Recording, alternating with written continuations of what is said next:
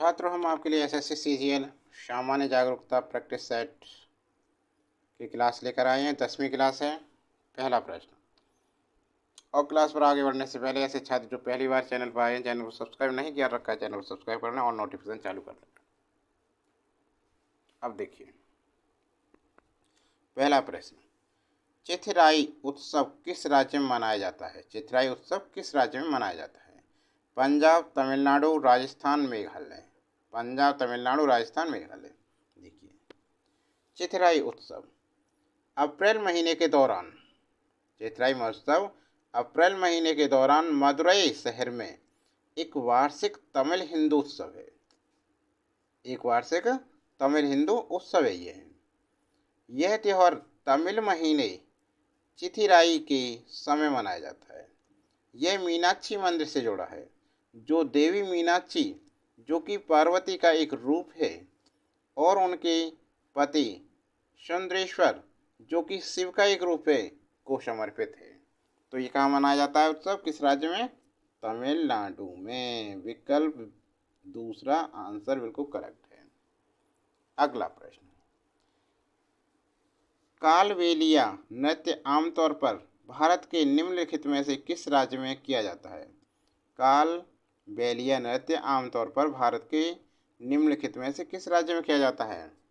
तमिलनाडु, पंजाब, राजस्थान, असम। कालबेलिया नृत्य आमतौर पर भारत के निम्नलिखित में से किस राज्य में किया जाता है? तमिलनाडु में, पंजाब में, राजस्थान में या असम में? तो ये किया जाता है किसमें? राजस्थान में। विकल्प तीसरा इसका करेक्ट आंसर है। कालबेलिया नृत्य एक पारंपरिक भारतीय नृत्य शैली है जिसकी उत्पत्ति राजस्थान में हुई थी। यह केवल महिलाओं द्वारा किया जाता है। यह केवल महिलाओं द्वारा किया जाता है। नृत्य के दौरान पुरुष खंजरी, तालवाद और पोंगी बजाते हैं, जो ऐतिहासिक रूप से सांपों को पकड़ने के लिए इस्तेमाल किया जाने वाला एक लकड़ी का वाद्य यंत्र है। महिलाएं काले रंग का घंघरा पहनकर नृत्य करती हैं और सांप जैसी हरकतों की नकल करते हुए घूमती हैं। इससे वर्ष 2010 में संयुक्त राष्ट्र शैक्षिक, वैज्ञानिक और सांस्कृतिक संगठनों यूनेस्को की अमूर्त सांस्कृतिक विरासत ICH की सूची में शामिल किया गया था। अगला प्रश्न। भारत सरकार अधिनियम ... के अंतर्गत ब्रिटिश भारत में अंग्रेजी ईस्ट इंडिया कंपनी का शासन समाप्त कर दिया था।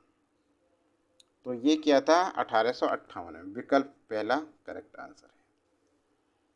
देखिए तो ईस्ट इंडिया कंपनी ने से ब्रिटिश क्राउन को भारत पर शासन करने की शक्तियों के हस्तांतरण को प्रभावी बनाने के लिए भारत सरकार अधिनियम 1858 पारित किया गया था। इस अधिनियम ने हड़प नीति को समाप्त कर दिया और साथ ही 1784 के पीट्स इंडिया अधिनियम द्वारा प्रस्तावित दोहरी सरकार को भी समाप्त कर दिया। इसने नियंत्रण बोर्ड और निदेशक मंडल को समाप्त कर दिया और राज्य सचिव नामक एक नया कार्यालय स्थापित कर किया, जो भारतीय मामलों के प्रबंधन के लिए जिम्मेदार था। भारत में ब्रिटिश सरकार का प्रतिनिधि गवर्नर जनरल वायसराय होता था। भारत के प्रथम गवर्नर जनरल और वायसराय का पद लॉर्ड कैनिंग ने संभाला। तो ये भी प्रश्न आ जाता है कि भारत के प्रथम वायसराय कौन थे? तो ये कौन थे? Lord Canning. अगला प्रश्न, प्रश्न नंबर 4 देखिए ध्यान से। निम्नलिखित में से कौन सा अत्यधिक विद्युत धनात्मक तत्व है जो एक स्थायी इलेक्ट्रॉनिक विन्यास प्राप्त करने के लिए आसानी से एक इलेक्ट्रॉन का त्याग कर देता है? CiO, Na और N। तो यह है Na, सोडियम। विकल्प 3 करेक्ट आंसर है। इलेक्ट्रोपॉजिटिविटी एक परमाणु की इलेक्ट्रॉनों को खोने और निकटतम उत्कृष्ट गैस के ऑक्टेट कॉन्फ़िगरेशन को प्राप्त करने की प्रवृत्ति है। चूंकि इसमें इलेक्ट्रॉनों का नुकसान शामिल है, अतः यह इलेक्ट्रोनेगेटिविटी के बिल्कुल विपरीत है। आधुनिक आवर्त सारणी के तीसरे आवर्त में सोडियम सबसे अधिक विद्युत धनात्मक और क्लोरीन सबसे अधिक विद्युत ऋणात्मक तत्व हैं। ये Ci नहीं Cl होना चाहिए था। Ci तो क्या है? जैसे जैसे हम समूह में नीचे जाते हैं, परमाणुओं की इलेक्ट्रॉन त्याग करने की प्रवृत्ति भी बढ़ती है और इसलिए समूह में नीचे की ओर इलेक्ट्रोपॉजिटिविटी बढ़ती है। अगला प्रश्न क्या है? प्रसिद्ध वैज्ञानिक अल्बर्ट आइंस्टीन निम्नलिखित में से किसके अहिंसा के विचार से प्रेरित थे? महात्मा गांधी के से, वर्धमान महावीर के से, गौतम बुद्ध के से, B.R. अम्बेडकर। अल्बर्ट आइंस्टीन ने एक बार कहा था, मेरा मानना है कि गांधी के विचार हमारे समय के सभी राजनीतिक व्यक्तियों में सबसे अधिक प्रबुद्ध थे। सर्वकालीन महान भौतिकविदों में से एक आइंस्टीन और गांधी एक दूसरे की प्रशंसा करते थे और उनका सम्मान करते थे। उन्होंने एक दूसरे को पत्र भी लिखे। आइंस्टीन ने भारतीय स्वतंत्रता सेनाओं को संबोधित अपने पत्रों और ऑडियो रिकॉर्डिंग में महात्मा गांधी के अहिंसा के सिद्धांतों की प्रशंसा की। ये पत्र द्वितीय विश्व युद्ध शुरू होने से भी पहले 1931 के हैं। अगला प्रश्न, तो इसमें आंसर कौन सा विकल्प? महात्मा गांधी। प्रसिद्ध वैज्ञानिक अल्बर्ट आइंस्टीन निम्नलिखित से किसके अहिंसा के विचार से प्रेरित थे? महात्मा गांधी के अहिंसा के विचारों से प्रेरित थे। पांचवे का पहला आंसर बिल्कुल करेक्ट है। छठा प्रश्न, निम्नलिखित में से कौन सा गलत मिलान किया गया है? पर्वतीय जलवायु, उत्तर प्रदेश, बिहार और झारखंड। गलत मिलान किया गया है। पर्वतीय जलवायु क्या है? उत्तर प्रदेश में है, बिहार और झारखंड।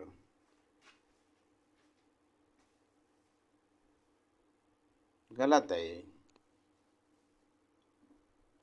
यही आंसर होगा। गलत ही तो पूछ रहा है, पहला ही हमारा आंसर है ये। देखिए, पर्वतीय वन जलवायु से अत्यधिक प्रभावित होते हैं, जो ऊंचाई बढ़ने के साथ ठंडे होते जाते हैं। पर्वतीय आर्द्र शीतोष्ण वन नेपाल के पूर्व में अरुणाचल प्रदेश तक 1800 से 3000 मीटर की ऊंचाई पर पाए जाते हैं, जहां न्यूनतम वर्षा 200 सेंटीमीटर होती है।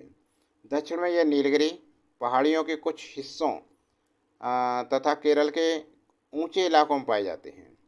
पर्वतीय उपोष्णकटिबंधीय वन उत्तर पश्चिम हिमालय, लद्दाख और कश्मीर को छोड़कर हिमाचल प्रदेश, उत्तराखंड, सिक्किम और अरुणाचल प्रदेश में पाए जाते हैं। बाकी विकल्प हैं ये तो सही है, गलत मिलान सिर्फ यही है पर्वतीय जलवायु, इनमें नहीं है उत्तर प्रदेश, बिहार और झारखंड में। ठीक है ना। उष्णकटिबंधीय मानसून जलवायु पश्चिम घाट, मालाबार तट, ये भी सही था और ये भी सही है। ठीक है, हमारा जो प्रश्न है उसका आंसर ये है, क्योंकि ये गलत मिलान हो रहा है, बाकी सही मिलान हो रहा है। गर्म मरुस्थल, शुष्क मरुस्थल जलवायु राजस्थान और गुजरात के कुछ भाग हैं, बिल्कुल सही है ये भी, ये मिलान सही है हमारा। उष्णकटिबंधीय अर्ध शुष्क स्टेपी जलवायु कर्नाटक, मध्य महाराष्ट्र, तमिलनाडु और आंध्र प्रदेश के कुछ भाग, ये भी सही था मिलान। उष्णकटिबंधीय मानसून जलवायु पश्चिमी घाट, मालाबार तट और दक्षिणी, ये भी सही है। अगला प्रश्न देखिए आप, दीवाने ए अर्ज दिल्ली सल्तनत के अधीन तो खाली का एक विभाग था। वित्तीय सेवा, राजदरबार समारोह, सैन्य सेवा, शाही कारखाना। क्या था इसमें? दीवाने अर्ज, इसमें था सैन्य सेवा। क्या था ये? सैन्य सेवा का एक विभाग था। दीवाने अर्ज की स्थापना विशेष रूप से समाज के सैन्य संगठन की देखरेख के लिए किया गया था। इसका नेतृत्व, जो सैन्य सेवा थी, दीवाने अर्ज का नेतृत्व कौन करता था? R.H.A. मोमालिन करता था। कौन करता था? R.H.A. मोमालिन। आर्य अपने कार्यालय के साथ साथ शाही टुकड़ियों का रखरखाव भी करता था।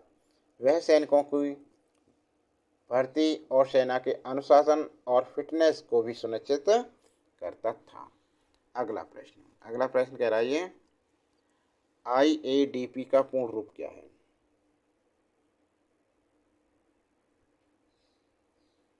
IADP इसका होगा इंटीग्रेटेड एग्रीकल्चर डिस्ट्रिक्ट प्रोग्राम। विकल्प पहले वाला करेक्ट आंसर है इसका।